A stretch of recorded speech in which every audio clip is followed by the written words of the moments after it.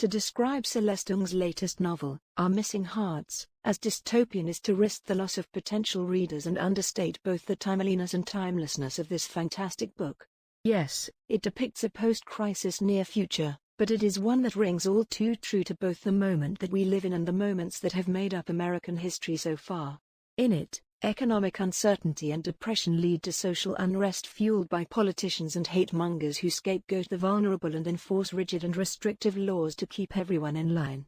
Caught up in the worst of this is the Gardner family, whose very existence challenges American ideas about loyalty, obedience, community, identity and resistance. Noah was known by the nickname Bird until he was 9 years old.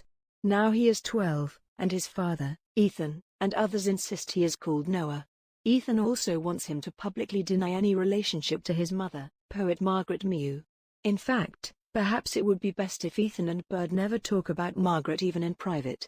For years, Bird accepts all of this: his mother's abrupt disappearance, his father's seeming hostility toward her, the job his father lost, their move to a cramped college dorm, and even his father's admonition to avoid strangers, especially the police.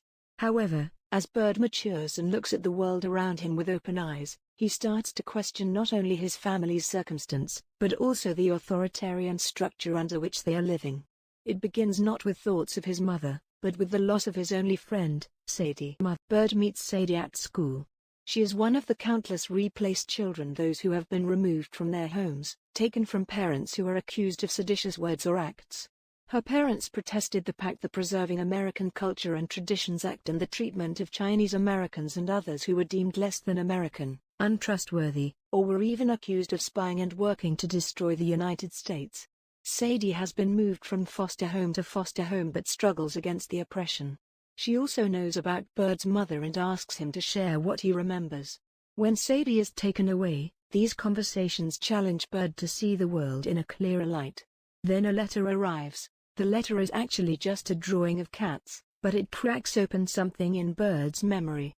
Soon he begins a journey to locate his mother and find out why she left and how she came to be connected to the fractured state of the nation.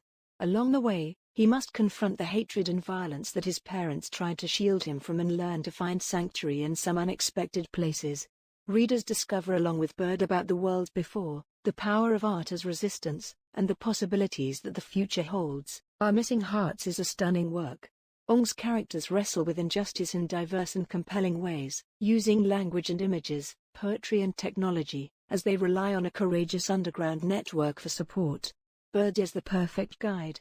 He is at the age where he is just beginning to understand the world and people around him, question authority and demand agency. He is every bit the son of a linguist turned librarian and a poet turned rebel. Ng has crafted a set of memorable characters who are brave and flawed, hopeful yet realistic.